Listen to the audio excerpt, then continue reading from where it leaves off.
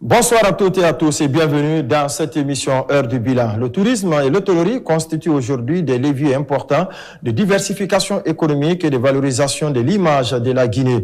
Dans ce contexte, les autorités ont engagé plusieurs actions visant à structurer le secteur, améliorer l'offre et renforcer son attractivité.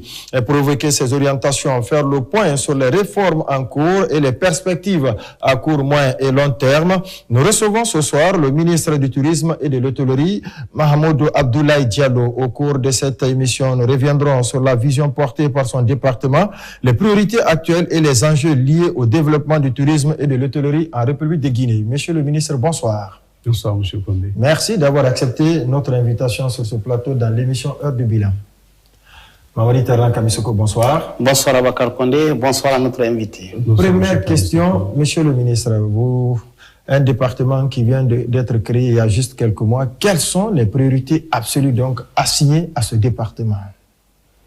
À l'entame, je voudrais tout d'abord remercier le chef de l'État, Mamadi Doumbouya, pour sa vision, parce que c'est un nouveau ministère, le ministère du Tourisme et de l'Hôtellerie, qui est issu de la scission de l'ancien ministère de la Culture, du Tourisme et de l'Artisanat, suivant le décret D/2025-139/PRG-CNRD/SGG du 29 juillet 2025. À travers ce décret, le chef de l'État a fait le choix de porter aujourd'hui le tourisme dans un environnement stratégique pour faire de ce tourisme aujourd'hui un des leviers du développement de notre pays. Donc c'est une vision qu'il faut saluer parce que c'est avoir le coup d'avance. On a aujourd'hui beaucoup de pays qui se reposent essentiellement sur le tourisme. On peut citer dans la sous-région que ce soit le Sénégal, la Côte d'Ivoire, un peu plus haut, on a le Maroc. Et un des pays qu'on cite souvent, c'est les Émirats arabes unis avec Dubaï. Ouais. Donc aujourd'hui, sa vision, c'est de faire du tourisme un des leviers stratégiques pour que la Guinée ne soit pas juste un pays de minerais, mais que ça soit plutôt une destination qu'on va vendre aux quatre coins du monde. D'accord, oui, Kamisoko, question. On va tout de suite aller au niveau de la valorisation des sites touristiques. Dites-nous, est-ce que depuis que vous êtes là, un inventaire a été fait d'abord pour répertorier les différents sites touristiques du pays? Et est-ce qu'il y a déjà un plan en route pour leur valorisation? Okay. Permettez-moi, avant qu'on puisse aller sur ces phases de valorisation, de rappeler d'abord les missions et les attributions du département pour permettre à nos spectateurs de comprendre c'est quoi notre rôle. Ouais. C'est quoi la mission? C'est autour de structurer, moderniser et protéger. Donc c'est définir la politique nationale du tourisme, ensuite réformer le cadre juridique et réglementaire, ensuite aménager et valoriser les sites touristiques, ça revient à la question que vous posiez tout à l'heure, ensuite garantir l'ensemble des normes de qualité conformes dans le secteur. Donc ceci étant dit, maintenant, on doit aussi délivrer tout ce qui est autorisation, permis et agrément dans le secteur. Mais aussi, on doit réformer le cadre, comment ça s'appelle? On doit veiller à la formation, au perfectionnement dans le secteur. Comme vous le savez, c'est un secteur qui souffre aujourd'hui de compétences. Parfois, les hôteliers me disent qu'ils ont du mal à trouver une main-d'œuvre qualifiée. Donc, avec le ministère de l'Enseignement supérieur et aussi le ministère de la Formation professionnelle, on est en train de travailler sur du contenu pour favoriser les formations liées au tourisme et à l'hôtellerie, parce que c'est un secteur qui doit être porteur, donc forcément, on a besoin de la matière, du capital humain dans ce secteur. On doit aussi contribuer à l'amélioration de l'employabilité des nationaux dans le secteur, mais pour cela, il faut qu'il y ait une bonne base de formation en amont. Donc c'est un peu ça, les attributions. Maintenant, ce département a été doté d'un budget. À la LFI, on avait 17 milliards qui ont essentiellement servi aux travaux du voile de la mariée. Je sais que tout le monde veut savoir où est-ce qu'on en est. Exactement. En termes d'avancement des travaux. Voilà, tout à fait. Le voile de la mariée du côté de c'est un chantier qu'on a repris en main.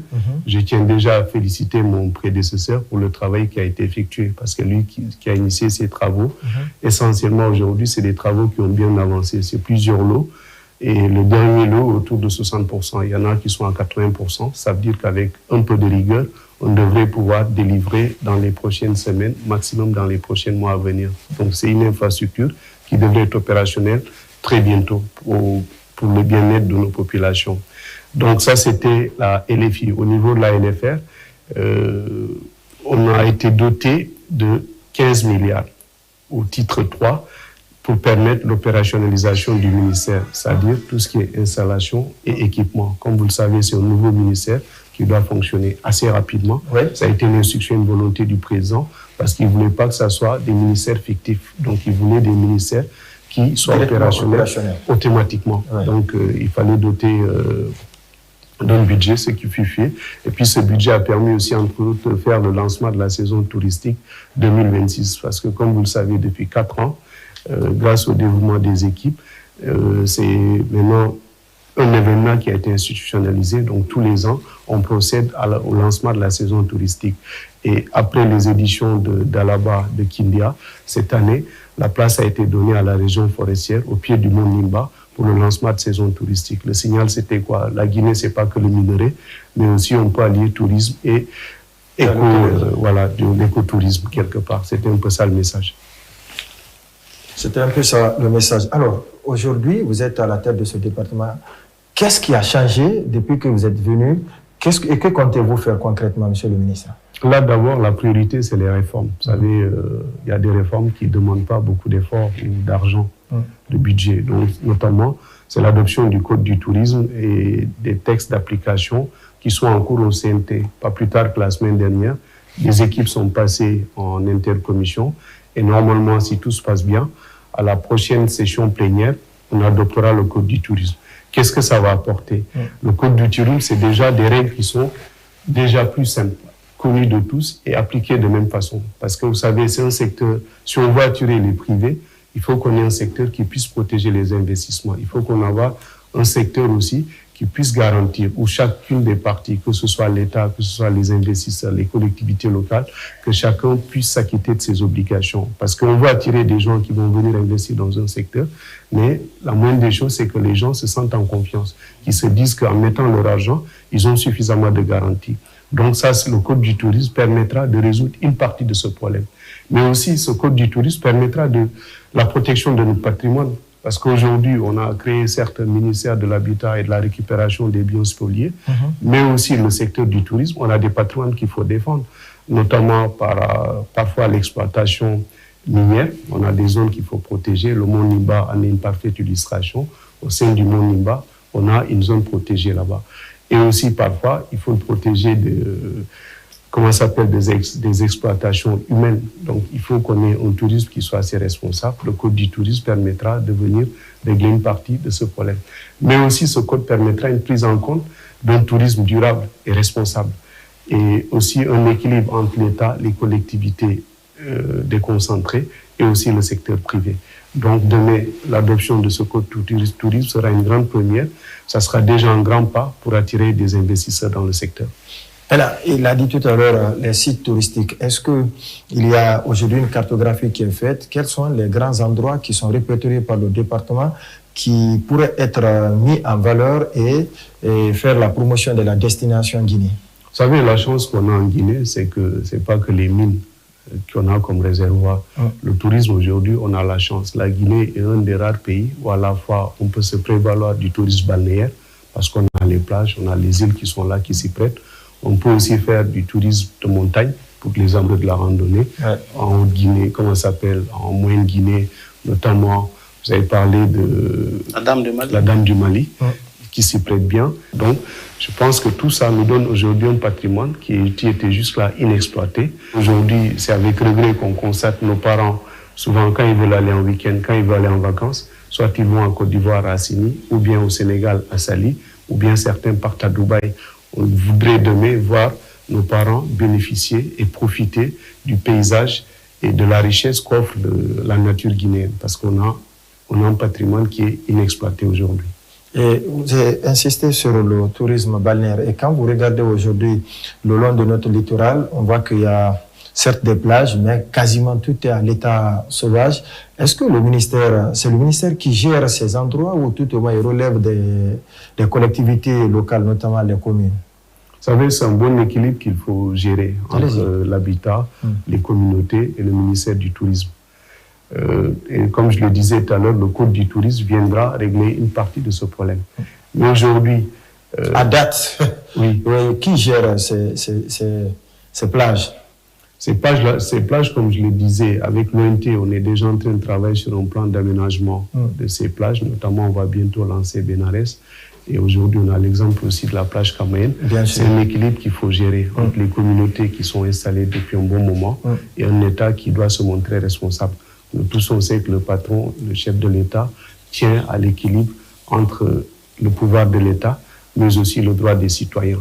Donc aujourd'hui, c'est un cadre réglementaire qui permettra d'encadrer toutes ces plages que vous voyez, tous ces sites touristiques, pour permettre une meilleure valorisation. Parce que la valorisation, ça ne va pas à l'encontre des intérêts de ces populations. Les plages exploitées, les plages valorisées, ça crée non seulement des emplois pour les communautés environnantes, mais aussi c'est une création de richesse pour l'État. Moi, je reviens un peu sur la saison touristique, Monsieur le ministre. Vous l'avez évoqué tout à l'heure, je crois qu'il y a eu 3 éditions. Et à date, quel acquis peut-on tirer de ces saisons touristiques? Quel bilan? Ok. Le premier bilan, déjà, on peut se féliciter de l'institutionnalisation de cette saison touristique. Parce qu'avant le CNRD, on n'a pas forcément connu une telle ampleur, un tel engouement. Ça montre que déjà, que le chef de l'État accorde beaucoup de crédit et d'importance au tourisme. Parce que lancer une saison touristique, ça veut dire que nous, déjà, État, on s'est engagé, qu'on mettra les moyens pour la promotion de la destination Guinée. Mais aussi, c'est la meilleure façon d'accompagner un secteur. Parce que, comme vous le savez, le tourisme, ce n'est pas un secteur régalien. C'est des privés qui prennent leur argent, ils investissent. Mais ces gens-là ont besoin d'être accompagnés par l'État. Sinon, on montre à la face du monde que c'est une priorité pour nous, pour l'État. Ça va encourager davantage les investisseurs à mettre leur argent dans ce secteur. Mais aussi, c'est une vitrine. Parce que, comme vous avez connu dernièrement, la Guinée a connu successivement 3 grands événements. Le lancement du projet Simandou, du méga-projet, qui est une belle vitrine pour la destination Guinée. La même semaine, on a connu le sommet Smart Africa qui a réuni des chefs de l'État en Guinée, et ensuite avec le lancement de la saison touristique. Vous savez, la destination Guinée, pour promouvoir cette destination, c'est l'affaire de tous. Ajouter à cela l'inauguration de l'échangeur de Bambeto, Monsieur le ministre. Oui, effectivement. Ouais. Merci pour le clin d'œil. Parce que vous avez fait un grand rôle dans ça. Oui, voilà, je félicite aussi mon successeur qui a mené à terme ce projet. Ouais. Donc, je le disais aujourd'hui, la promotion de la destination Guinée, ce n'est pas juste l'affaire de l'État, c'est l'affaire de tous. Chacun de nous est quelque part un ambassadeur de la destination Guinée. En parlant de ça, je fais en même temps un clin d'œil à nos parents de la diaspora. Les Guinéens de l'étranger restent nos premiers ambassadeurs. C'est à eux de promouvoir la destination Guinée. Donc c'est un peu ça la vocation du lancement de la saison touristique. Donc on peut s'en féliciter. On a vu l'engouement que ça a eu. Ça a été lancé par le Premier ministre et il y avait tout le gouvernement, en tout cas une bonne partie des ministres. Donc ça montre l'intérêt que le gouvernement accorde à ce secteur stratégique pour notre développement. Monsieur le ministre, le défi est énorme dans votre secteur. Et vous avez effleuré un peu la valorisation des sites touristiques, mais il y a un aspect à prendre en compte, c'est l'accès à ces sites touristiques. Est-ce qu'à date, les premières discussions ont commencé, par exemple avec les travaux publics, pour que les sites qui doivent être valorisés et que la facilité soit accordée aux visiteurs pour la question de route? Bon, je vois que finalement, tous les chemins mènent à Rome, parce qu'après, dans le tout, on ne sait pas si... De toute façon, le tourisme, c'est un peu le dernier maillon de la chaîne. Parce que vous savez, pour promouvoir une destination, il faut d'abord, ça implique les affaires étrangères. Il faut qu'on puisse faciliter l'accès à notre pays. Parce qu'un touriste, quand il a le choix entre une destination Guinée, on lui demande un visa, et le Maroc ou le Sénégal ou la Côte d'Ivoire, on ne lui demande pas un visa, déjà, on part avec un handicap. Ouais. Et après les affaires étrangères, il y a le ministère des Transports. Les compagnies qui desservent la Guinée, il faut que cette destination soit accessible et attrayante en termes de prix. Si aller au Maroc coûte moins cher que venir à Conakry, ça fait déjà forcément un deuxième critère. Après, derrière, il y a l'accueil au niveau de l'aéroport. Ouais. Comment les gens sont accueillis. Maintenant, après, il y a tout ce qui est infrastructure pour permettre d'aller vers ces sites, mais aussi le contenu. Au niveau de nos hôtels, il faut qu'on ait une politique beaucoup plus agressive. Quand vous allez à Dubaï, au niveau des hôtels, souvent au hall, à la réception, vous avez toujours des offices du tourisme qui vous proposent des destinations à explorer, à visiter. Et malheureusement, on a encore des efforts à faire au niveau de nos hôtels, parce que souvent, quand vous arrivez au niveau des halls, ils ne vous proposent pas grand chose pour découvrir le patrimoine touristique qu'on a.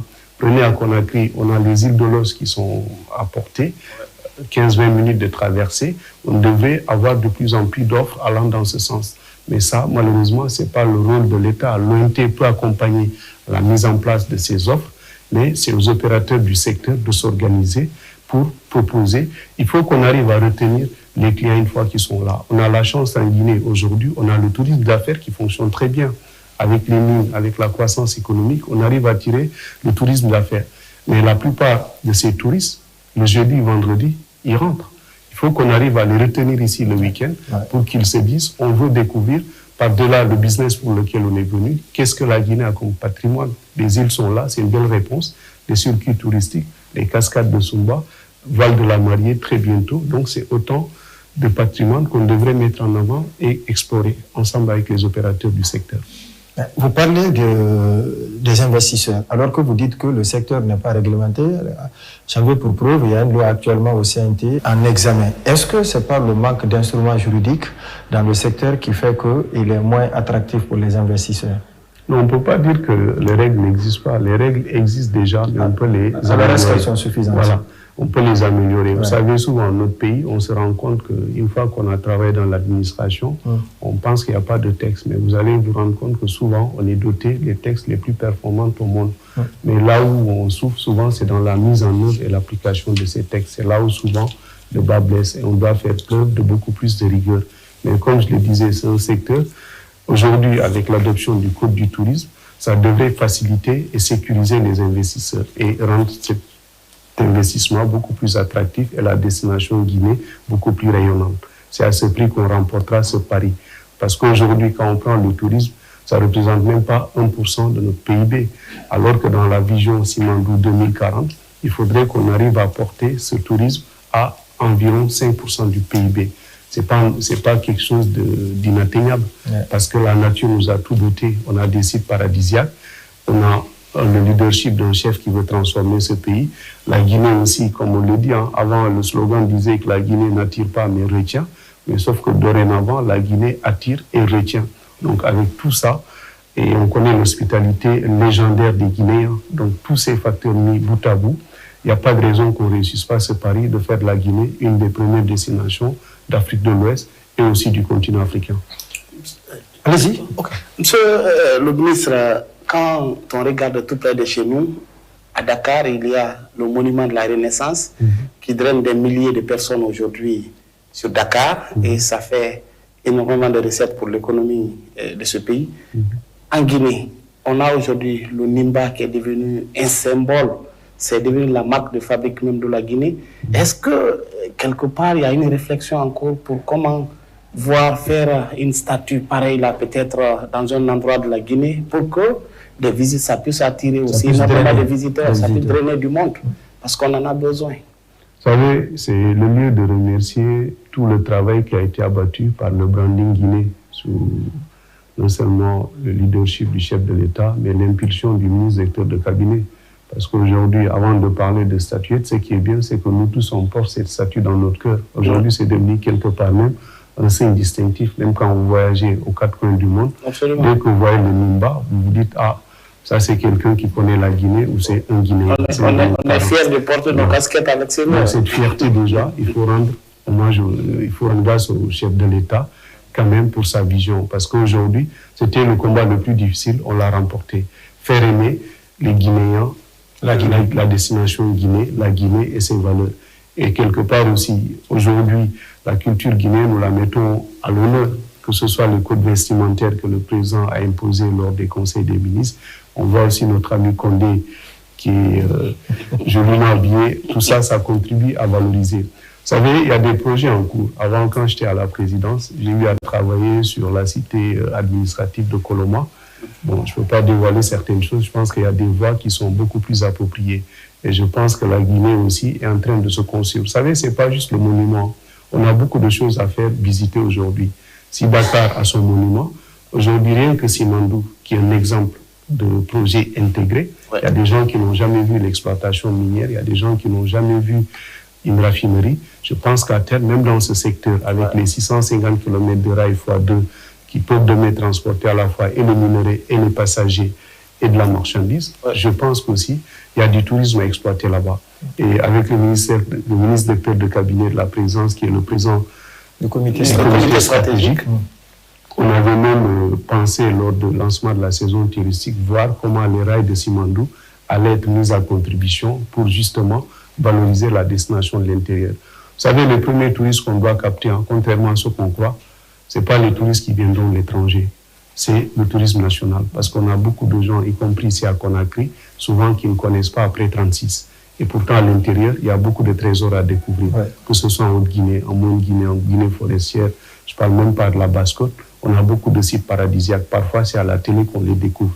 Mais tout ça, avec de bonnes infrastructures, il n'y a pas de raison qu'on ne fasse pas exploser ce secteur pour lui donner la place qu'il lui dit dans l'économie.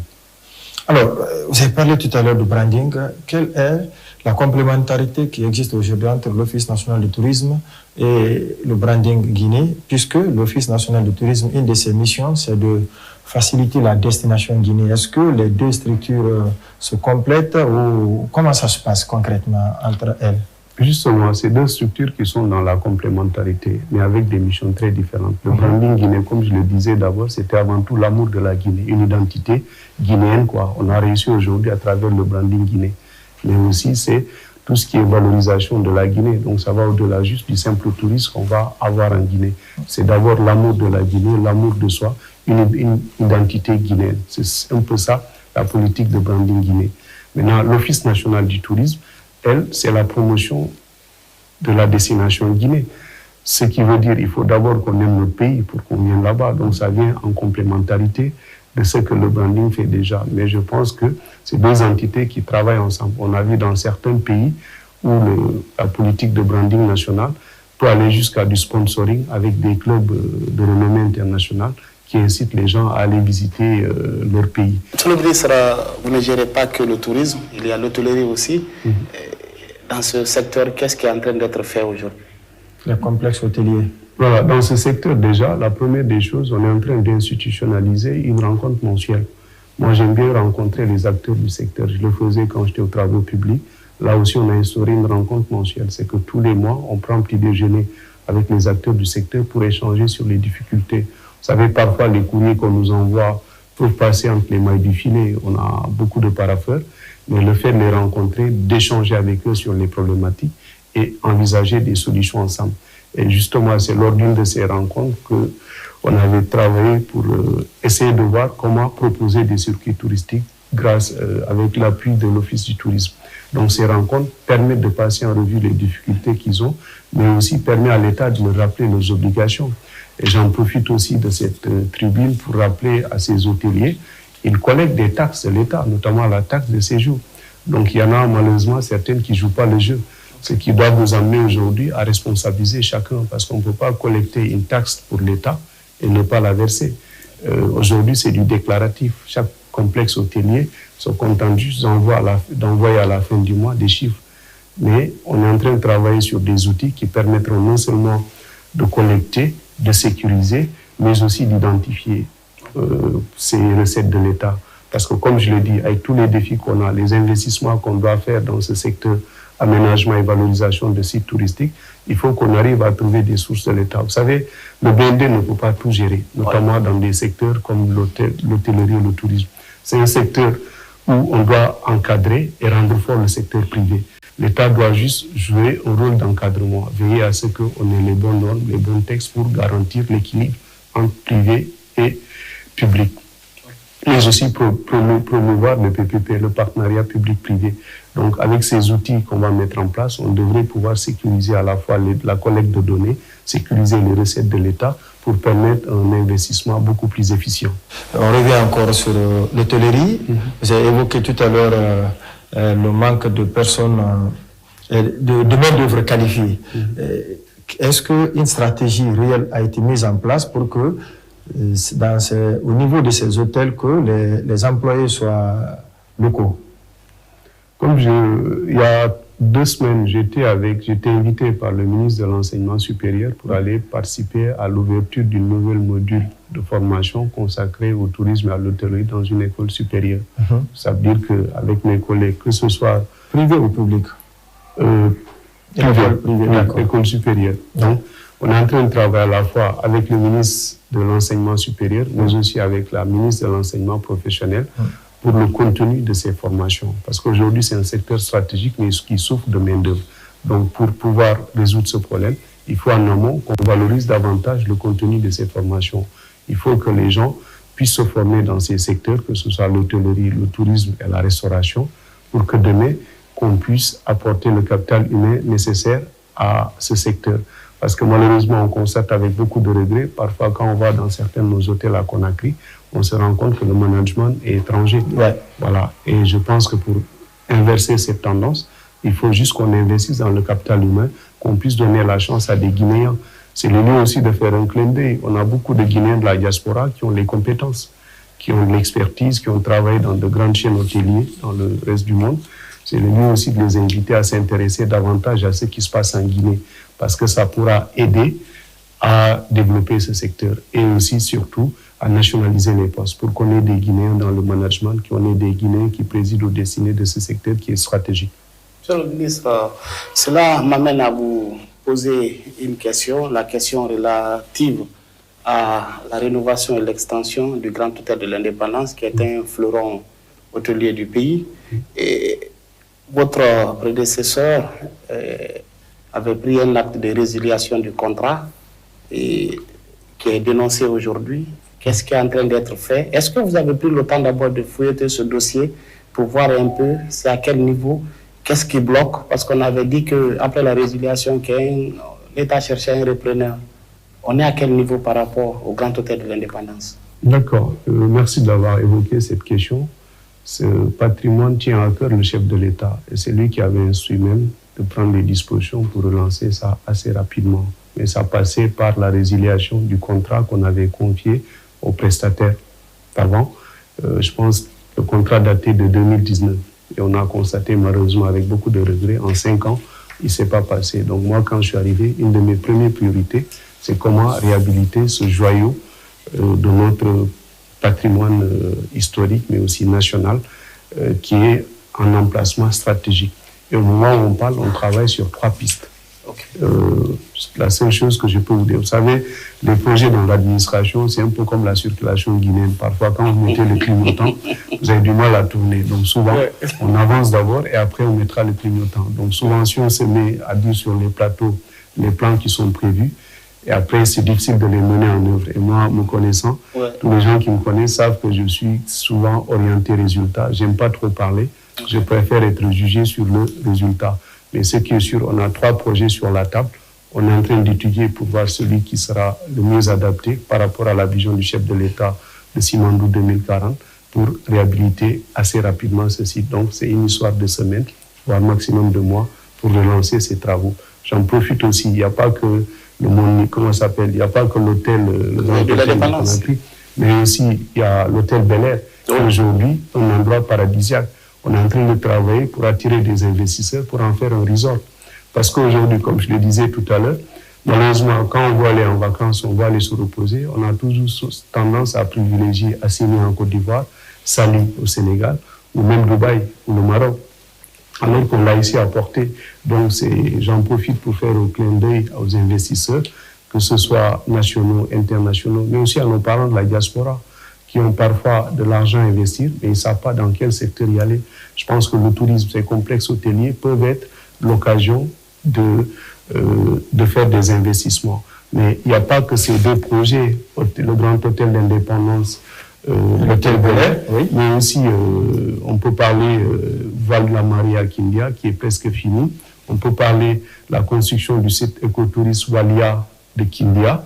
On peut parler de l'hôtel du tourisme Salah de la Baie. On peut également parler des projets qui sont prévus au Mont Nimba, mais aussi à Massanta, en Guinée forestière, où on compte aussi construire là-bas des complexes hôteliers touristiques. Mais aussi, c'est le lieu aussi de parler. On travaille aujourd'hui sur un concept de chaîne d'hôtels Simandou. Ça veut dire une chaîne d'hôtels Simandou, avec le ministre de cabinet à travers le comité stratégique Simandou. Aujourd'hui, vous allez à Moribaya, vous arrivez là-bas, il n'y a pas un endroit où dormir, quasiment dans toute la zone. Et nous tous, on sait que dans la vision du chef de l'État de Simandou 2040, non seulement il y a le port minéralier qui sera là-bas, mais aussi il y a le projet de sidérurgie qui est prévue. Et à terme, ça sera un poumon de notre économie. Il faut qu'on arrive à mettre là-bas une chaîne. Donc aujourd'hui, on travaille sur une idée, les études sont en cours pour pouvoir lancer une chaîne d'hôtels Simandou. Et au-delà de Moribaya... Sur le long des corridors. Oui. Au-delà de Moribaya, c'est d'arriver à l'implanter dans chaque région naturelle. Cancan, Labé, Basse-Côte, mais aussi en Guinée forestière. Parce qu'aujourd'hui, dès que vous dépassez Conakry, vous vous rendez compte que l'offre d'hôtels est très limitée à l'intérieur du pays. Je prends un exemple. Souvent, quand les gens se rencontrent à Cancan pour la Mamaya, on se rend compte qu'il n'y a pas assez de capacité d'hébergement. On est obligé de recourir à des villages chez les particuliers. On a aussi des exemples quand on fait de grands événements à Mamou, quand on fait de grands événements à Labé, quand on fait de grands événements à Zéro-Corée, on se rend compte qu'on n'est pas prêt. Mais ce qui est sûr, avec le leadership du chef de l'État, avec le rayonnement de la Guinée, on sera de plus en plus amené à abriter des rencontres continentaux. Donc il faut qu'on arrive à accroître l'offre hôtelière, parce qu'on a vu, on a été mis à rude épreuve lors de Smart Africa. On a juste eu 2 chefs d'État, des chefs de délégation et d'autres délégations, une dizaine. On se rend compte qu'on était un peu limite en termes de capacité. Si demain, on est amené à accueillir la Coupe d'Afrique, par exemple. Je ne voulais pas le dire, mais un événement continental comme la CAN, il faut qu'on soit prêt. Donc aussi, le ministère de l'Hôtellerie et du Tourisme a son rôle à jouer. C'est pas juste les stades c'est pas juste les stades qui vont organiser l'événement, mais aussi c'est les hôteliers. Donc aujourd'hui, il y a encore de la place pour tout le monde. Il ne faut pas croire que c'est un secteur qui est encore, qui est encore mal exploité. Au contraire, c'est un secteur pour lequel il faut encore d'autres complexes hôteliers parce qu'on n'a pas encore atteint nos capacités d'exploitation. Donc, je pense que c'est un clin d'œil. Il faut inviter les gens à venir investir davantage dans ce secteur. Alors, avec toute cette description que vous venez de faire, à quoi va ressembler le tourisme guinéen dans 2, 3, 4, voire 5 ans? Dans 2, 3, 4 années, le premier engagement qu'on peut prendre, comme je le disais, tous ces sites que je disais, que ce soit le Grand Hôtel de l'Indépendance, l'hôtel Bel Air, que ce soit Nimba, Voile de la Mariée, mais toutes ces plages que l'on était en train de valoriser, on va déjà créer un cadre attirant pour nos touristes, mais aussi pour nos concitoyens. Comme je le disais, notre premier cible, c'est le tourisme domestique. Je n'aime pas le mot domestique, mais c'est le tourisme national. C'est d'abord inviter nos gens, Condé qui prend sa famille le vendredi après le travail, prendre un bateau à partir de Sandalvalia avec la société navale pour aller passer un week-end au resort de Bel Air. C'est un peu ça, la vision et le projet. Mais pour ceux qui n'ont pas les moyens d'aller faire ça, le week-end, ils peuvent aller à Benares, ils peuvent aller dans une des 5 plages qu'on va valoriser, dans lesquelles il y aura à la fois des espaces de loisirs, il y aura de l'hébergement, il y aura de la restauration, pour aller se détendre là-bas en famille. Parce que vous savez, la Guinée, c'est un pays où on travaille énormément, contrairement aux idées reçues. Parce que si on voit la croissance qu'on a obtenue, et bientôt une croissance à 2 chiffres, si on est classé en termes de croissance comme 2e pays africain, si on a réussi à obtenir tous ces indicateurs économiques, c'est que derrière, il ne faut pas se voiler. C'est qu'il y a eu beaucoup de travail qui a été effectué. Mais ce travail, ce n'est pas seulement l'œuvre de l'administration. Le secteur privé a apporté sa part à l'édifice, mais aussi le secteur informel. Donc tous ces acteurs, il faut aussi qu'on arrive à concilier travail et bien-être. Donc le bien-être, c'est offrir des gens, à nos concitoyens, des offres qui puissent les permettre d'aller se reposer le week-end. Donc c'est un peu ça le tourisme. Peut-être une dernière question à mon niveau. Vous avez évoqué énormément de projets qui sont en vue. Est-ce que parallèlement, vous avez fait une projection aussi en termes de rentabilité, de recettes, si tous ces projets qui sont annoncés, si toutes ces réformes qui sont annoncées sont mises en œuvre, la Guinée, le secteur du tourisme et de l'hôtellerie peut rapporter, par exemple, jusqu'à quelle hauteur, jusqu'à quel pourcentage de recettes au sein de l'économie ou du budget? D'accord. Comme je le disais, c'est un secteur stratégique et pas forcément régalien. L'État doit intervenir dans l'encadrement, la mise aux normes et aussi créer un environnement, un écosystème qui puisse être favorable et propice à l'investissement et au boom du secteur. Aujourd'hui, si on prend les données qu'on a, le tourisme, c'est moins de 1% du PIB. Et l'objectif dans la vision Simandou 2040, c'est de porter comment s'appelle, le tourisme à 5% du PIB. Ce qui n'est pas impossible, parce que quand on prend certains pays de la sous-région, ou le Maroc, on est autour de 8%. Ça veut dire qu'on a une marge de manœuvre. Mais comme je l'ai dit, aujourd'hui, si on prend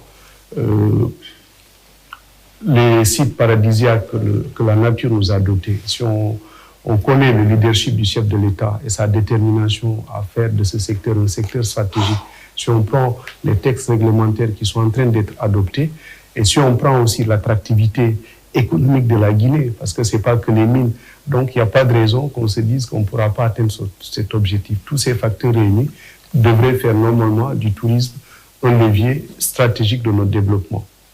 À présent, Mamadi Terran Kamissoukou, nous allons nous tourner vers la régie pour prendre les questions des citoyens.